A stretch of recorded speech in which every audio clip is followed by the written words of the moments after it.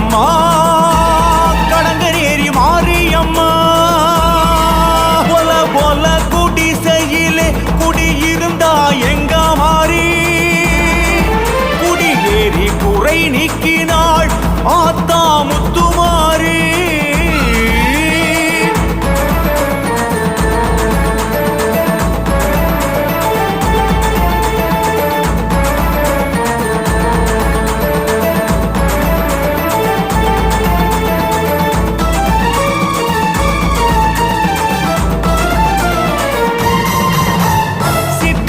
குளித்து வந்தா மண்மாரி முத்துமாரி சீசனத்தை ஏற்க வந்தா மகமாயி